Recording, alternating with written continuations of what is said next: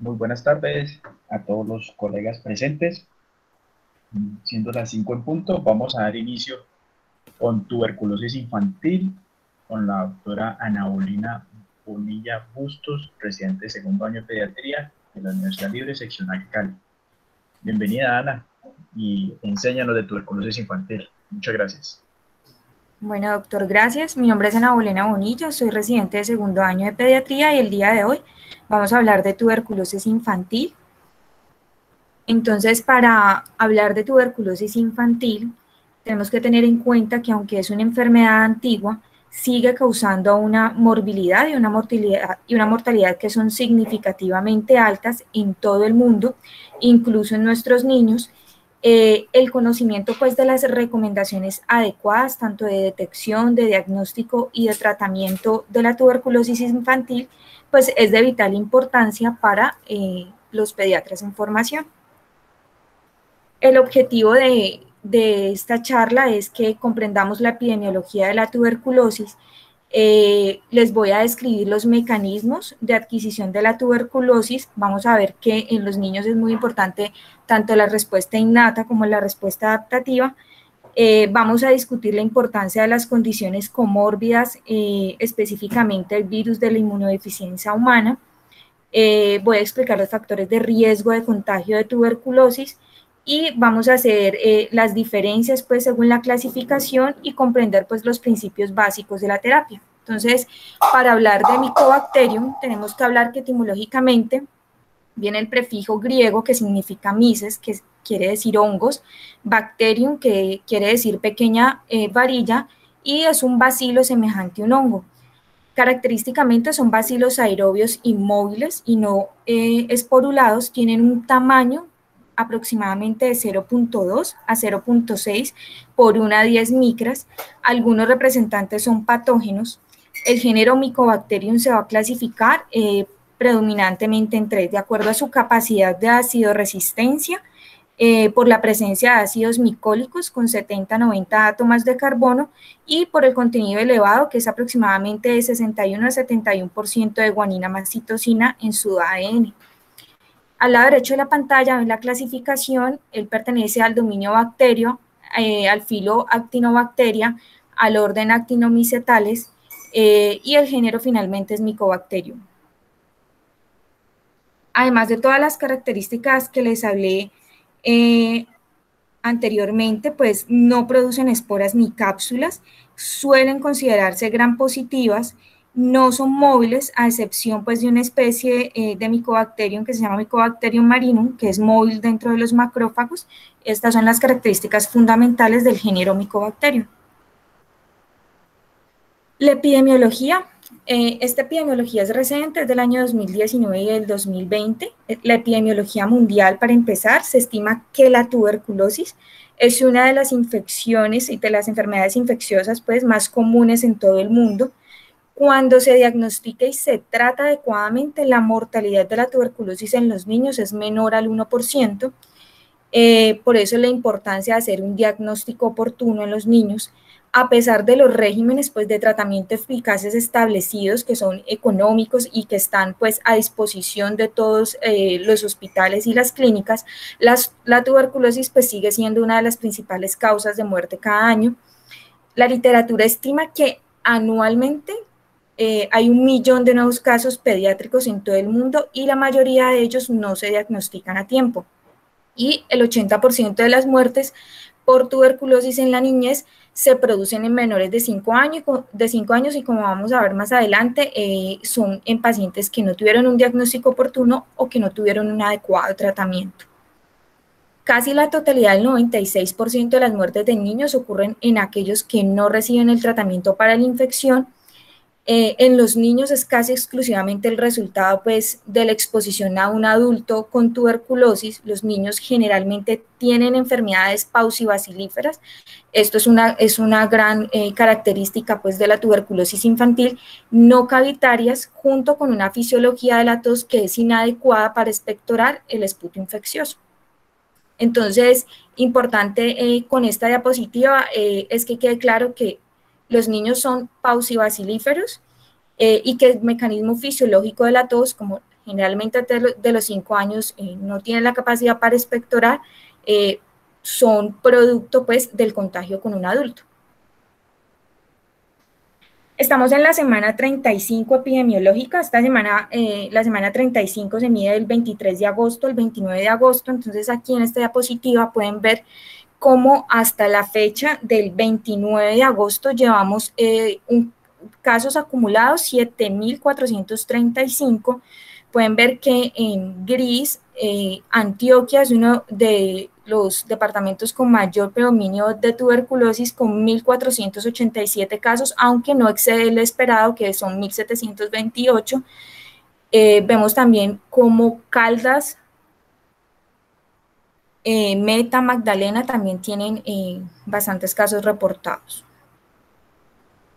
Para empezar a hablar de la transmisión, entonces en esta diapositiva al lado izquierdo ven el mecanismo de transmisión y vamos a ver paso a paso cómo se produce la respuesta innata y adaptativa del huésped para que se pueda dar la tuberculosis. Entonces, la infección inicial por este Mycobacterium se considera pues una infección primaria y en los niños es casi exclusivamente el resultado de una exposición con un adulto que tiene la enfermedad, por lo que dije anteriormente, son pausibacilíferos y fisiológicamente pues el reflejo de expectorar pues no está en ellos.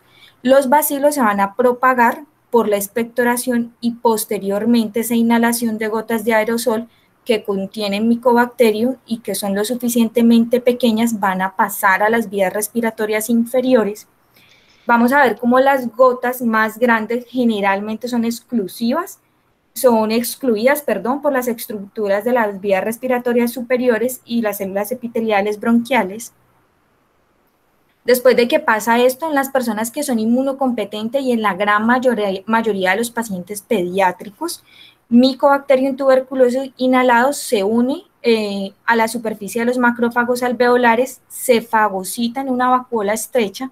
Después de que hay este mecanismo, ese fagosoma intracelular se va a fusionar con un lisosoma, forman un primer complejo importante en esta fisiopatología que es el fagolisosoma.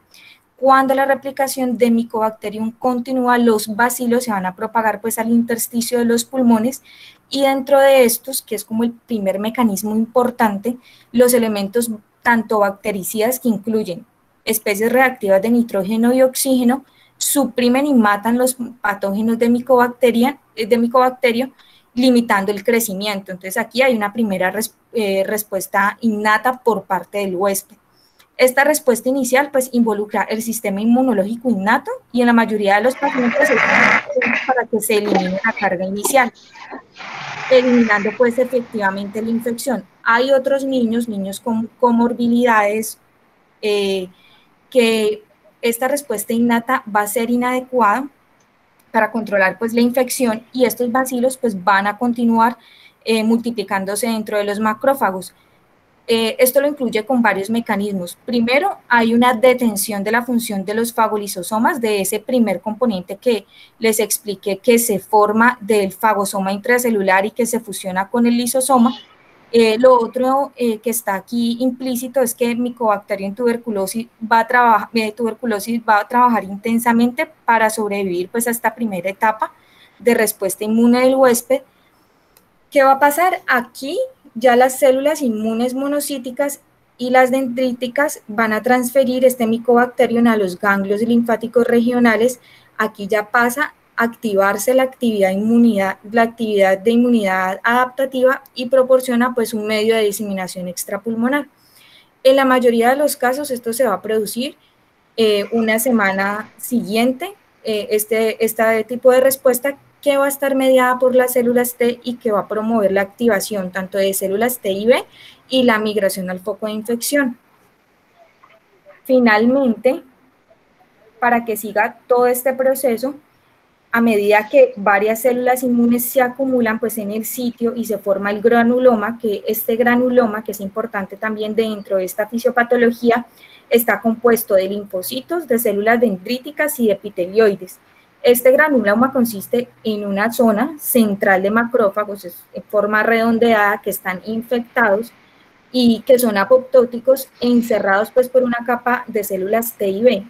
Lo más común ¿qué va a pasar en la fisiopatología de esta enfermedad? Es que el granuloma que se forme va a ser suficientemente fuerte para controlar, más no para eliminar la carga basilar, que esto puede persistir pues en el entorno durante décadas. Esto es lo que nosotros llamamos tuberculosis latente y se define pues como la evidencia de una sensibilización inmune a este Mycobacterium sin signos clínicos o síntomas de la enfermedad, que más adelante vamos a ver la clasificación. Hay un pequeño número de pacientes pediátricos que la actividad inmune adaptativa va a ser inadecuada para controlar la infección por micobacterio, va a continuar replicándose este micobacterium y cuando esto sucede, ¿qué pasa? Estos bacilos se van a diseminar tanto adentro como fuera de los pulmones, lo que va a resultar en una tuberculosis activa, que es conocida pues como la enfermedad primaria. En más del 90% de nuestros pacientes pediátricos, esto ocurre dentro de los primeros 12 meses después de que hay una exposición.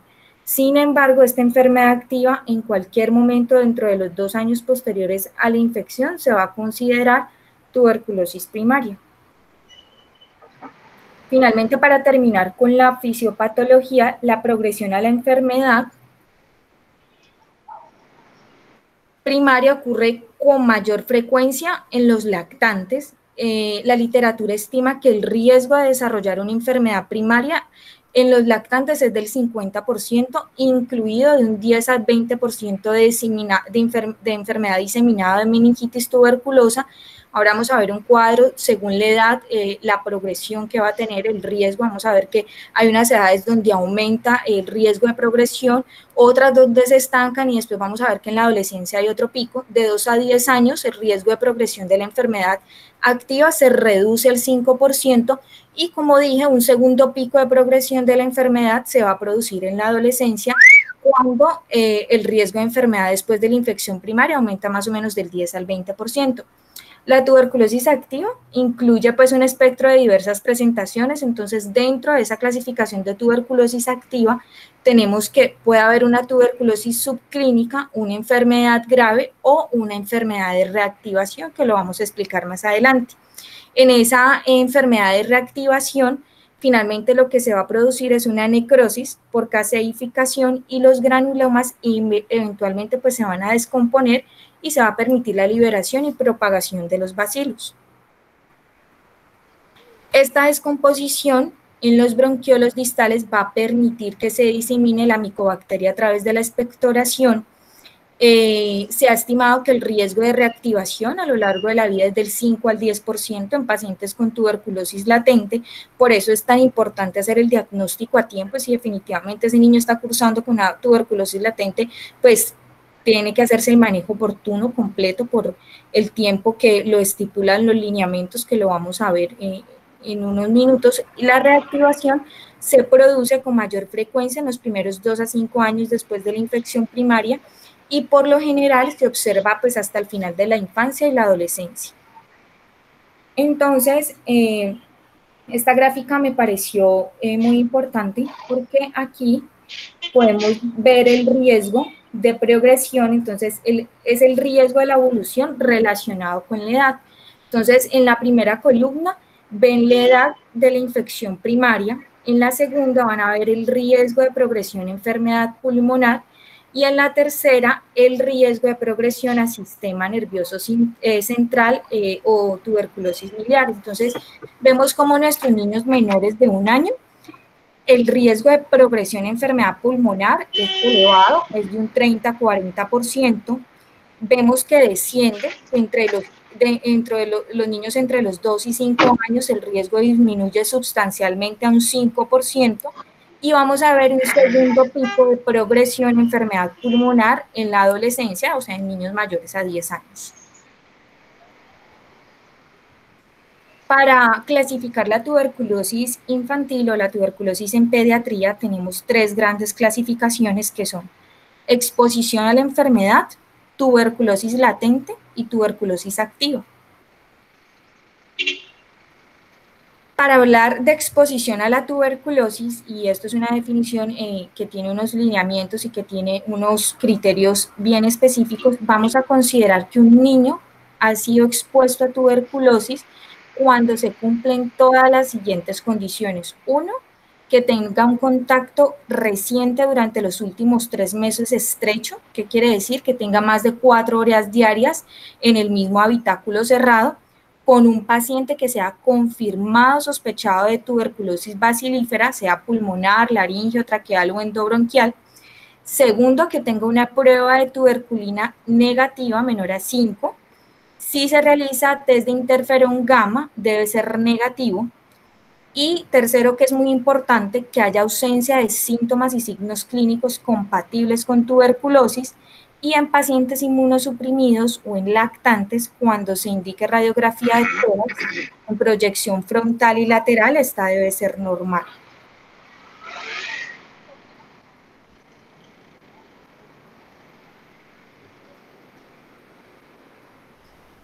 Después vamos a hablar de la segunda clasificación, que es la tuberculosis latente. Al igual que la exposición a tuberculosis, también tiene unos criterios claros. Entonces, hablamos en pediatría de una tuberculosis latente cuando ocurre en un individuo, primero, que tiene una prueba inmunológica positiva para la infección por Mycobacterium, pero no es sintomático, o sea, el paciente está sintomático y no presenta anomalías en el examen físico ni en la radiografía de tórax. Entonces, aquí abajo lo desglosé.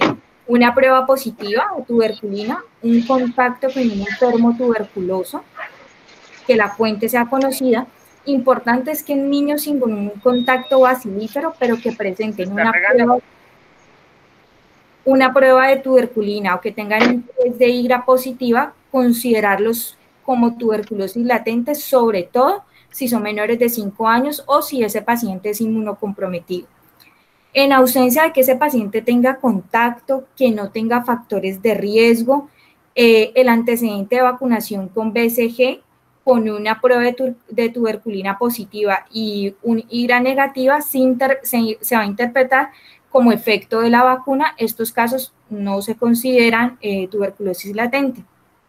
Es difícil determinar el número de niños que viven con tuberculosis latente, aunque en un estudio, esto es en un estudio canadiense que se hizo en el 2019, se estima que 7 millones de niños adquieren infección por tuberculosis cada año en todo el mundo.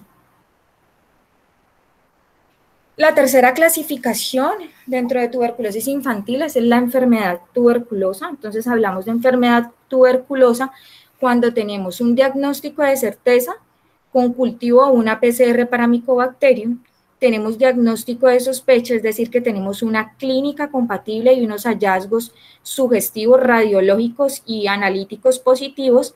En niños pues es difícil obtener un cultivo o una PCR positiva y se realiza habitualmente un diagnóstico de sospecha que es basado en la clínica. La PPD, el mantus, suele ser positivo, aunque en formas iniciales de la enfermedad podemos tener una PPD negativa. Y en caso de sospecha clínica debemos tratar siempre, a pesar de todo, tener pruebas de mantus o de IGRA negativo. Para hablar de las manifestaciones clínicas de la tuberculosis pulmonar, el 80% de los casos incluye afectación del parénquima y de los ganglios linfáticos. Vamos a ver que tiene 4 síntomas predominantes, que son fiebre y tos, hemoptisis, sudoración nocturna y pérdida de peso. Las manifestaciones, la progresión pues enfermedad cavitaria con destrucción del tejido pulmonar y la formación cavitaria es lo característico pues en el componente pulmonar. Hay erosión de los ganglios linfáticos en las vías respiratorias por aspiración de bacilos y finalmente pues el desarrollo de una enfermedad cavitaria. Cuando hablamos ya de manifestaciones ganglionares, esta transmisión es por una diseminación hematógena. Vamos a encontrar ganglios tanto cervicales como submandibulares, supraclaviculares y que generalmente van a medir de 2 a 4 centímetros. Importante es que estos ganglios no van a presentar cambios inflamatorios. Algunos ganglios no tratados pueden casearse y extenderse pues a estructuras contiguas. Y el otro componente importante de estas manifestaciones son las manifestaciones del sistema nervioso central, que tienen 3 estadios, 1, 2 y 3. En el 1 solo vamos a encontrar síntomas constitucionales y cefalea. En el estadio 2, parálisis de alguno de los pares craneales o signos de inflamación meningia. En el estadio 3 puede haber alteración del estado de conciencia, aumento de la presión intracraneal y vasculitis. Podemos encontrar tuberculoma en el 5% de los niños. Estas lesiones que aumentan el borde de 1 a 5 centímetros, y en la pulsión lumbar tienen gran linfocitosis, hay baja concentración de glucosa y hay una alta concentración de proteínas. Entonces esto hay que tenerlo en cuenta porque son como signos pues, de tuberculosis meningia. En las imágenes podemos ver hidrocefalia, podemos ver realce basilar, podemos ver lesiones vasculares que afectan fundamentalmente a los ganglios basales y el cerebro. Y finalmente tenemos las manifestaciones pleurales, que podemos encontrar dolor torácico, dolor en el pecho, fiebre, tos, disnea y anorexia, eventualmente derrame pleural exudativo, linfocítico con proteínas altas y glucosa baja. Y manifestaciones, cuando hablamos de tuberculosis miliar, la principal vía de diseminación es linfática y hemática. Generalmente estos en niños inmunocomprometidos puede haberse afectado múltiples órganos. Vamos a encontrar síntomas muy generalizados como fiebre, síntomas constitucionales, hepatoesplenomegalia. Otra de las manifestaciones es la manifestación ósea. Ocurre hasta 10 años después de la infección inicial. Generalmente es una lesión única en el esqueleto axial. Puede haber signos de inflamación y síntomas sistémicos. Espondilitis, que va a afectar principalmente las vértebras torácicas y lumbares, y en otros niños podemos encontrar artritis y osteomielitis. Otra forma es la forma congénita.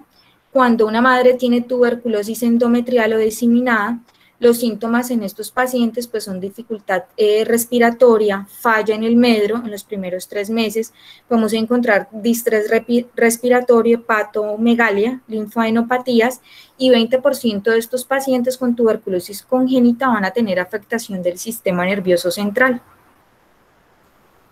Para hacer el diagnóstico, y es muy importante, es importante tener en cuenta todo, tanto la historia clínica como el nexo epidemiológico, como los antecedentes del paciente. Entonces, primero, cuando hacemos el diagnóstico de tuberculosis, tenemos que buscar el caso índice en el entorno del niño.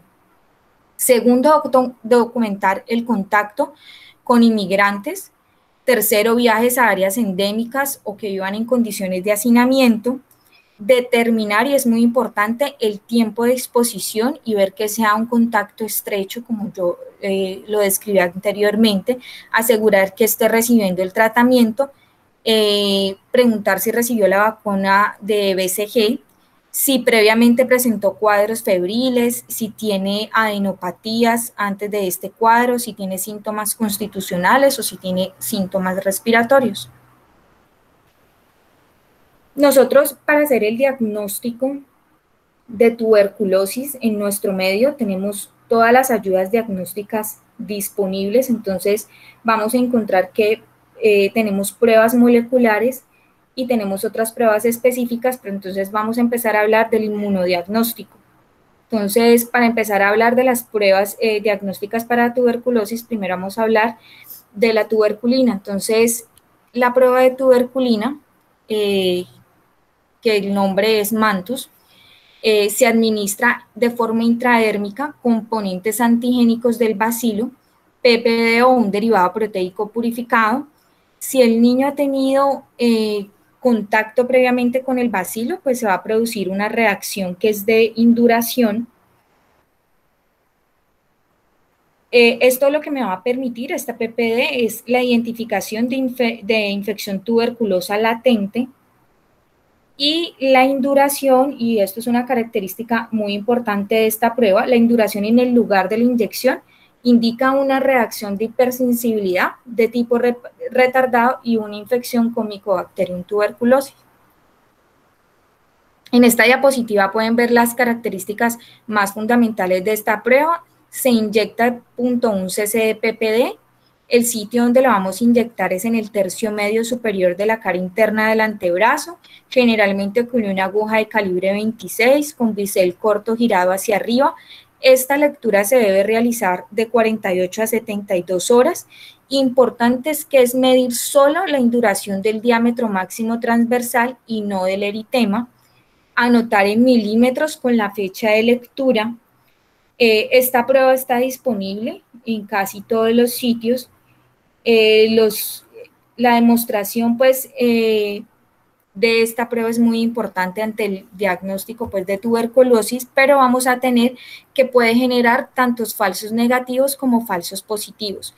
Entonces, esta prueba considera falsos positivos recién nacidos y lactantes. Se puede encontrar falsos positivos en niños con enfermedad tuberculosa diseminada, en niños inmunocomprometidos con VIH u otro tipo de inmunosupresión, o en niños con malnutrición, y puede presentar falsos positivos por infecciones por micobacterias que no sean tuberculosas y tras la vacunación con BCG.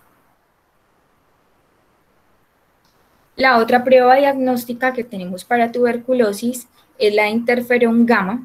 Esta prueba de interferón gamma está basada en la medición de ese interferón en respuesta, pues, a la estimulación in vitro después de una exposición a antígenos de Mycobacterium. Solo requiere una visita y no hay riesgo de diferencias interobservador, menor probabilidad por reacción cruzada por vacunación.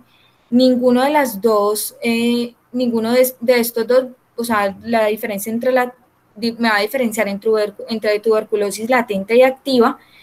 O sea, ni la prueba de tuberculina ni esta prueba de interferón gamma me va a hacer la diferencia del estadio de la enfermedad.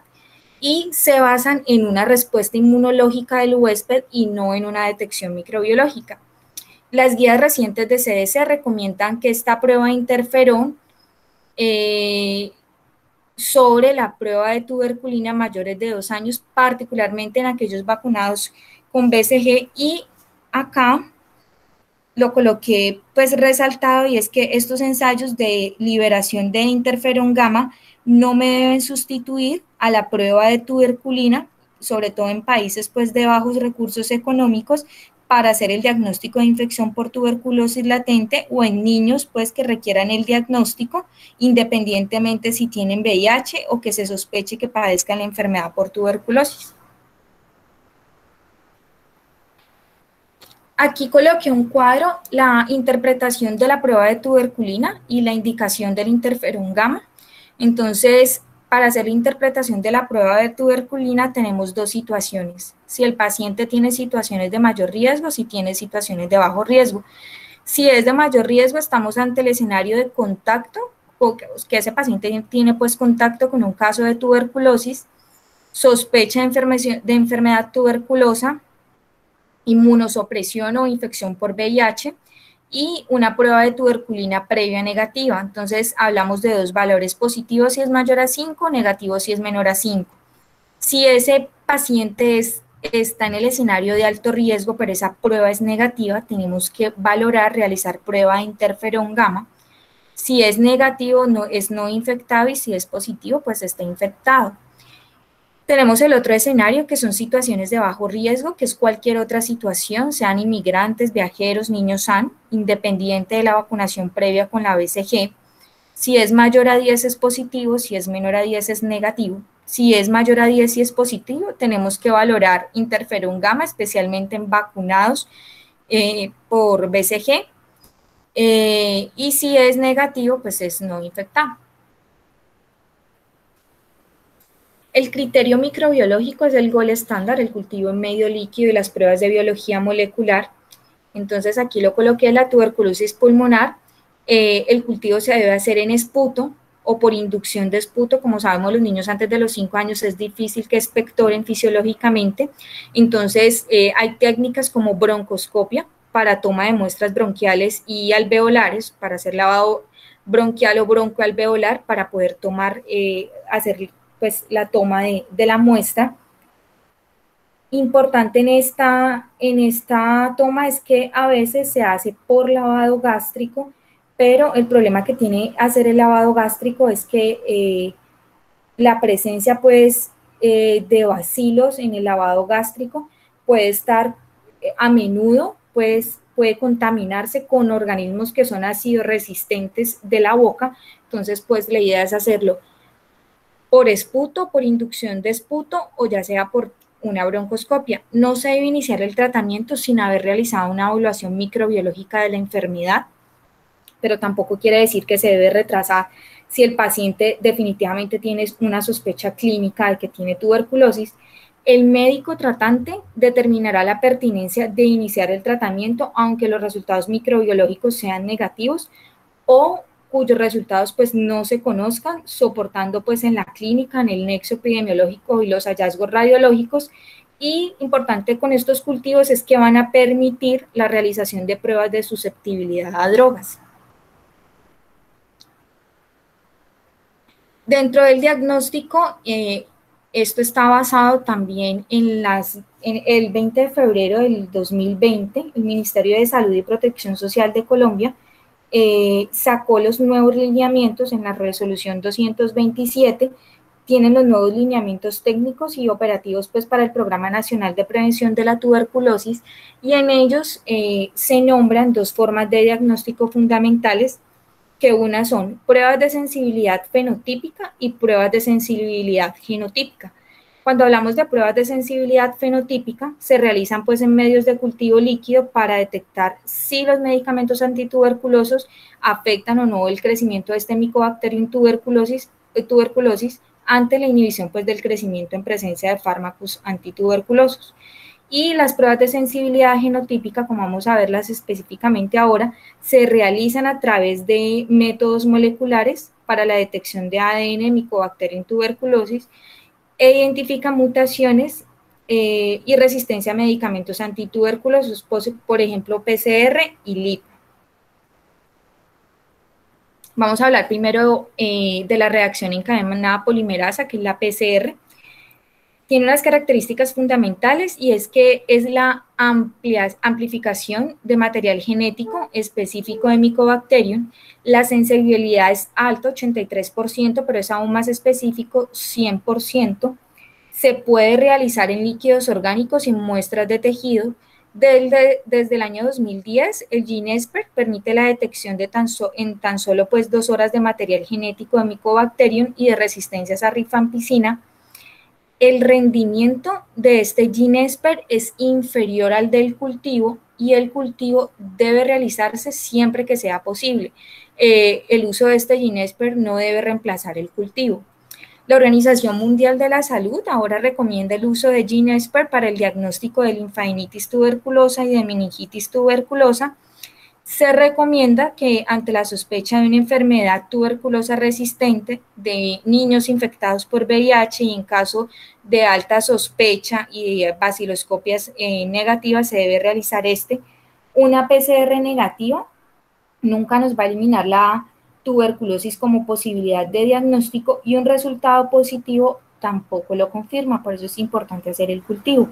También hay PCRs que detectan genes de resistencia a isoniazida, a rifampicina y a fármacos de segunda línea.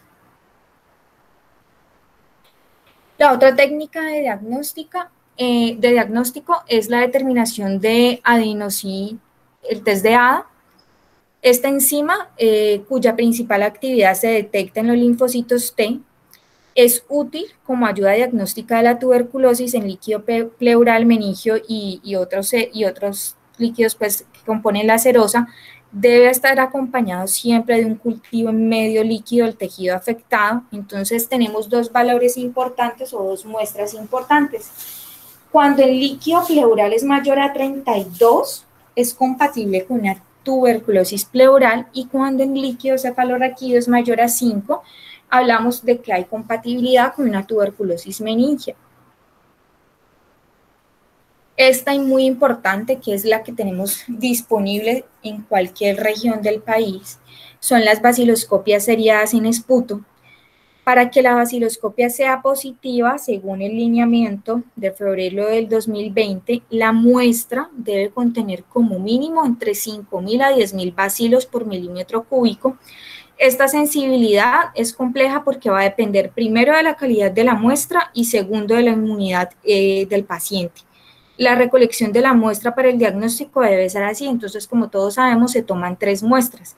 Esa primera vaciloscopia se va a tomar en el momento de detección del sintomático respiratorio. Ahora más adelante vemos que los lineamientos de febrero del 2020 del Ministerio hacen una clasificación de ese sintomático respiratorio. Esta primera muestra me va a detectar el 80% de los casos positivos. Voy a tener una segunda muestra que se toma el día siguiente, en el primer esputo de la mañana tomado en casa, detecta el 15% de casos positivos, y la tercera muestra en el momento de entrega de la segunda, que va a detectar el 5%. Aquí voy a empezar con la clasificación que hace el lineamiento de febrero del 2020, que es realizado por el Ministerio de Salud y Protección Social.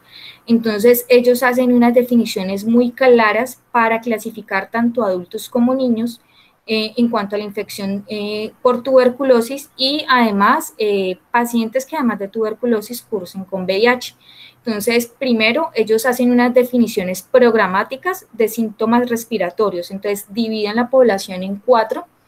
La primera división es una población general, después se habla de personas con VIH o inmunosupresión, después de personas vulnerables, y finalmente en niños y niñas menores de 15 años. Entonces, para efecto de la exposición, voy a leer solamente la clasificación de niños y niñas menores de 15 años. Entonces, el lineamiento me define que en niños y niñas menores de 15 años va a considerarlos como sintomáticos respiratorios o sospecha, tos con o sin expectoración por más de 15 días, que ese paciente menor a 15 años tenga fiebre mayor a por más de 8 días, que tenga pérdida o no ganancia de peso en los 3 meses precedentes, que tenga alteración del nivel de juego, historia de contacto con un adulto con tuberculosis.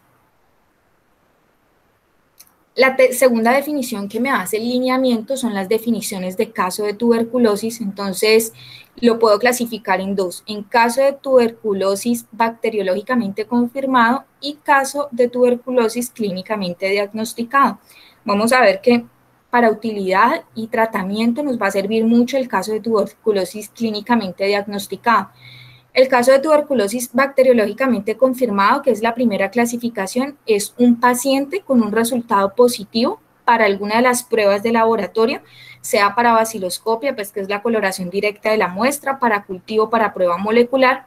Y el segundo caso es un caso diagnosticado por un médico, por un profesional de la salud, quien ha decidido, así no tenga todavía la disponibilidad de las pruebas, darle a ese paciente un ciclo completo de tratamiento antituberculoso con pruebas bacteriológicas negativas, o que en su defecto no tenga todavía la disponibilidad de las pruebas.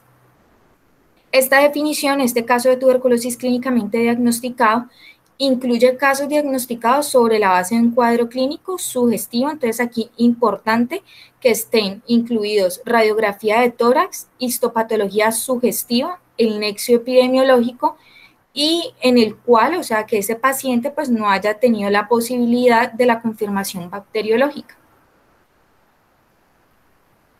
La otra clasificación que hacen los lineamientos es la clasificación de los casos diagnosticados de tuberculosis. Entonces, los casos bacteriológicamente confirmados o clínicamente diagnosticados van a tener 5 subclasificaciones a la vez. Entonces, cuando yo ya digo que ese paciente tiene tuberculosis por confirmación bacteriológica o clínica, debo primero hacer la localización anatómica de la enfermedad. Lo segundo que debo hacer es preguntar por la historia de tratamiento previo, porque vamos a ver más adelante que si ha tenido tratamiento previo también tiene una subclasificación. Tercero, el estado serológico con respecto al VIH. Cuarto, un perfil de resistencia a los medicamentos antituberculosos. Y quinto, el resultado del tratamiento antituberculoso. Entonces, a su vez, vamos a ver otras clasificaciones, y es que si ese paciente tiene confirmado bacteriológica o clínicamente, debo definir la localización anatómica de la enfermedad, y esto es muy importante.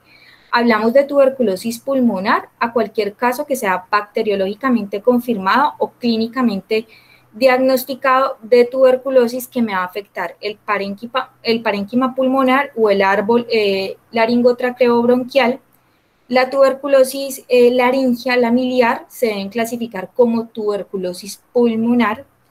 Y la segunda clasificación es la clasificación de tuberculosis extrapulmonar, que vamos a ver que es muy frecuente en niños, que es cualquier caso bacteriológicamente confirmado o clínicamente confirmado o diagnosticado de tuberculosis que afecte otros órganos que no sean los pulmones. Entonces, los órganos que no sean los pulmones incluimos la pleura, los ganglios linfáticos, el abdomen, el tracto genitourinario, la piel y las articulaciones, huesos y meninges, las linfadenopatías tuberculosas intratorácicas, ya sean mediastinales o iliares, o el derrame pleural causado por esta tuberculosis sin que radiológicamente tenga afectación de los pulmones, lo tenemos que meter dentro de esta clasificación. O sea, no es tuberculosis pulmonar, sino que hace parte de la tuberculosis extrapulmonar.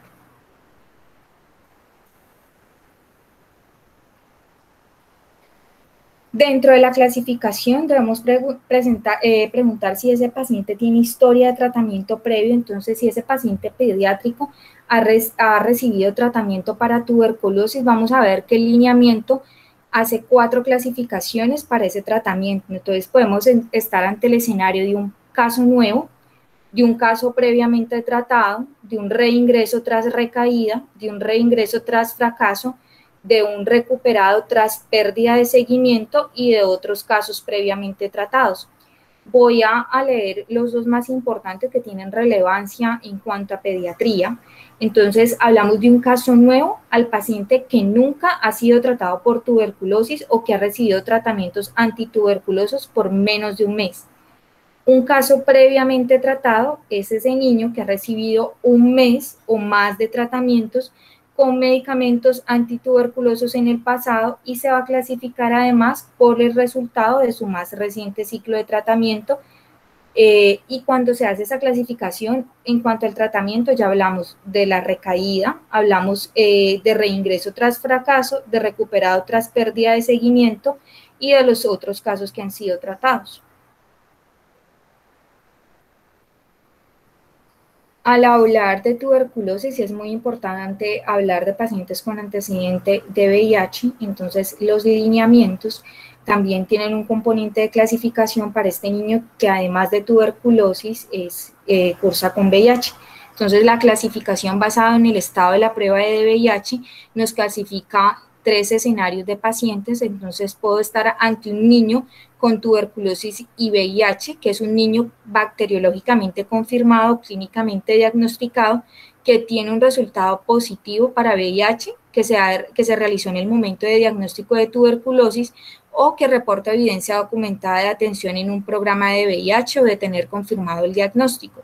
El otro escenario es ese niño con tuberculosis y VIH, que está bacteriológicamente confirmado, clínicamente diagnosticado, que tiene un resultado negativo de la prueba de VIH. Ese resultado debe ser realizado al momento del diagnóstico de tuberculosis. Cualquier persona con tuberculosis y sin VIH que posteriormente se encuentre que tiene VIH durante el transcurso de este diagnóstico y debe ser reclasificada en el programa.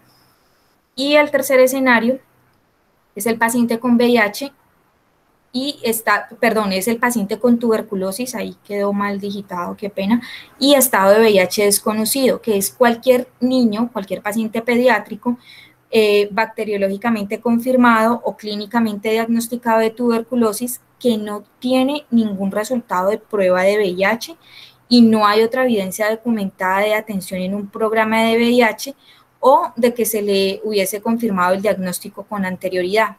Si posteriormente se determina el estado de VIH de este paciente, pues debe ser reclasificado en los registros del programa. Y finalmente, la última clasificación, que es la clasificación basada en la resistencia a medicamentos, que esto lo vamos a ver en la parte de tratamiento, pero también lo hace el lineamiento, es clasificarlos como monoresistencia, cuando ese paciente tiene resistencia a un solo medicamento antituberculoso de primera línea. Hablamos de polirresistencia cuando hay resistencia a más de un medicamento antituberculoso de primera línea, importante que no sea ni isoniazida ni rifampicina a la vez. La tercera clasificación basada en la resistencia a los medicamentos es la tuberculosis multidrogoresistente, que tiene resistencia in vitro a isoniazida y a rifampicina y simultáneamente combinada con otros fármacos antituberculosos. La cuarta clasificación es la extensamente resistente, que es un caso multidrogoresistente, que es resistente a fluoroquinolonas y al menos uno de los medicamentos inyectables de segunda línea. Importante aquí en esto es que esta definición operará en el programa hasta que la Organización Mundial de la Salud lo defina, dado que en este momento hay supresión de los medicamentos inyectables del esquema de manejo. Y finalmente, resistencia a la rifampicina, que incluye cualquier resistencia a la rifampicina que se detecta por métodos fenotípicos y genotípicos, con o sin resistencia a otros medicamentos antituberculosos, que quiere decir que puede ser un caso de monoresistencia, polirresistencia, multidrogoresistencia o extensamente resistente. O sea, esto aplica para el paciente que se le pudo haber hecho una prueba fenotípica y genotípica a la rifampicina. La monoresistencia isoniazida y rifampicina, de resistencia a ambos medicamentos. Después se hace realizar sensibilidad al fármaco de segunda línea. En el contexto de este paciente, si hay resistencia, lo que debemos hacer es enviar el cultivo positivo al instituto para hacer la vigilancia de resistencia. Además de estas pruebas fenotípicas, que se deben procesar pues al comienzo del tratamiento. Se pueden hacer pruebas moleculares para fármacos de segunda línea y finalmente reclasificamos con resultados de la prueba genotípica y fenotípica que se realicen pues durante el seguimiento de este paciente pediátrico durante la enfermedad. Hay una clasificación que es basada en el resultado del tratamiento. Entonces, para clasificar a las personas afectadas por tuberculosis bacteriológicamente confirmadas, entonces hablamos de dos tipos de personas o dos tipos de escenario. Entonces podemos tener personas tratadas por tuberculosis sensibles a los medicamentos o personas tratadas para tuberculosis con medicamentos de segunda línea, bien sea tuberculosis resistente o multiresistente.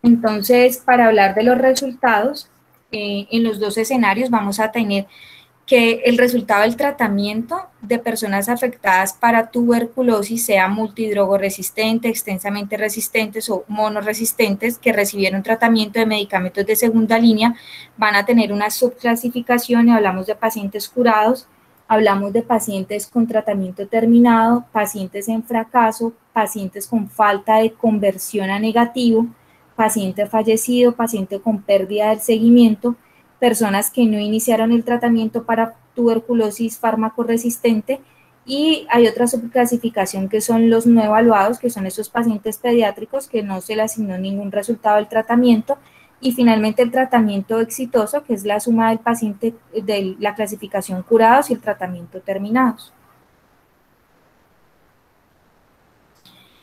Dentro de el manejo farmacológico que hacemos en pediatría, tenemos fármacos de primera línea. Entonces, en esta diapositiva pueden ver la dosis de los fármacos de primera línea. Son fundamentalmente 4 fármacos que utilizamos en pediatría, y es isoniazida, rifampicina, etambutol y pirazinamida.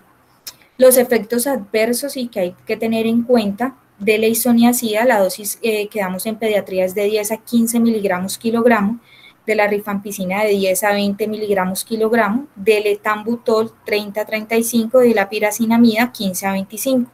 De la isoniazida, importante, uno de los efectos adversos son hepatitis, polineuropatía periférica, convulsiones y aumento de la TGO. De la rifampicina podemos encontrar que puede haber intolerancia gastrointestinal, artralgias, hepatitis, nefritis intersticial, color anaranjado de las secreciones, y por eso es importante decirle al papá que puede tener una tinción, esas secreciones color naranja. Etambutol, que los efectos adversos son la hiperuricemia, hepatitis, intolerancia gastrointestinal, artralgias y fotosensibilidad.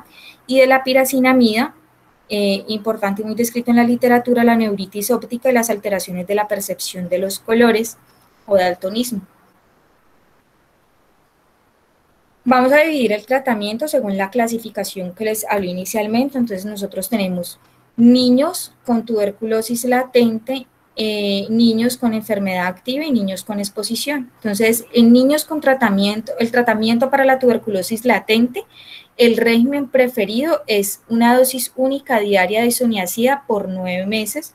Entonces tenemos aquí el medicamento, la dosis y la duración. Aquí coloqué al lado derecho de la pantalla para tener en cuenta que cuando estamos ante el escenario de un tratamiento de tuberculosis latente, es ese paciente que tiene una prueba positiva, una PPD positiva, que tiene ausencia de los demás criterios de tuberculosis activa, que esa PPD, podemos encontrarnos 3 escenarios además de esa PPD que tenga en países de prevalencia baja, una PPD mayor a 15 es significativo.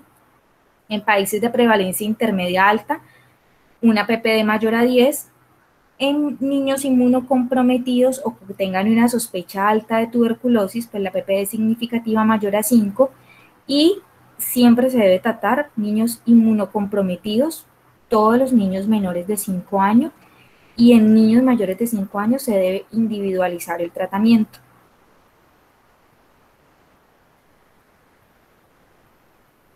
Para hablar de tuberculosis activa, del manejo farmacológico, entonces aquí tenemos al lado derecho, volví a repetirlo, son 5 criterios, se deben cumplir 3 de estos 5 criterios. Entonces hablamos de un criterio clínico, de un criterio radiológico, de un criterio tuberculínico, microbiológico y epidemiológico.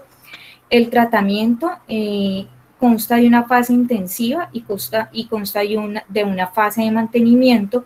En esta fase intensiva utilizamos los medicamentos de primera línea, isoniazida, rifampicina, pirazinamida y etambutol, como están descritos en la tabla del lado izquierdo, y en la fase de mantenimiento utilizamos isoniazida y rifampicina, 4 meses en el caso de tuberculosis pulmonar, 7 meses en el caso de ganglionar y 10 meses en el caso de tuberculosis meningia y osteoarticular. La resistencia, como lo dije anteriormente, hablamos de resistencia, multidrogoresistencia, extremadamente multidrogorresistente. Entonces, para volver a reafirmar pues el concepto de monorresistente, es el paciente con infección por Mycobacterium tuberculosis, resistente a isoniazida o rifampicina. Hablamos de multidrogorresistente en el paciente con infección por Mycobacterium tuberculosis, resistente a isoniazida y rifampicina. Y extremadamente multidrogorresistente, ese paciente con infección por Mycobacterium tuberculosis, que es resistente tanto a isoniazida y rifampicina y que además tiene resistencia a fluoroquinolonas y al menos un medicamento inyectable de segunda línea como amikacina, kanamicina o capreomicina.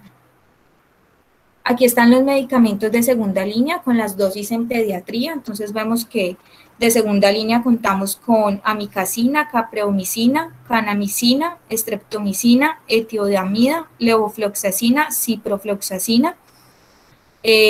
Importante en estos 4 primeros que sus efectos adversos, como todos los conocemos, en los aminoglucósidos, sobre todo en la amikacina, la nefrotoxicidad y ototoxicidad. Dentro de las fluoroquinolonas, la levofloxacina, los efectos adversos, atropatía y estimulación pues, del sistema nervioso central. Y de la cicloserina, puede presentarse efectos adversos como convulsiones, rash y psicosis. En la tuberculosis multidrogorresistente, el esquema de tratamiento planteado desde la actualización del 2018 es utilizar un fármaco del grupo A, utilizar que puede ser levofloxacina, moxifloxacina o gatifloxacina, añadir un fármaco del grupo B, podemos añadir un aminoglucósido, amikacina, kanamicina o capreomicina, añadir fármacos del grupo C hasta conseguir 4 fármacos. Entonces podemos añadir etionamida o proteonamida, cicloserina, ciofacimina o linezolid, y si no es suficiente podemos utilizar si no es suficiente añadir fármacos del grupo D3 hasta 5 o 6 efectivos, se pueden utilizar carbapenémicos como imipenem o meropenem o amoxicilina clavulanato. y añadir siempre piracinamida, añadir isoniazida de altas dosis o etambutol. Después de que se hace independiente del tratamiento farmacológico que tenga este paciente, debe tener un seguimiento, sobre todo en tuberculosis activas, mensual con hemograma y transaminasas, tener radiografía de tórax los 2 meses del inicio de la terapia y se debe evaluar tolerancia y adherencia a medicación.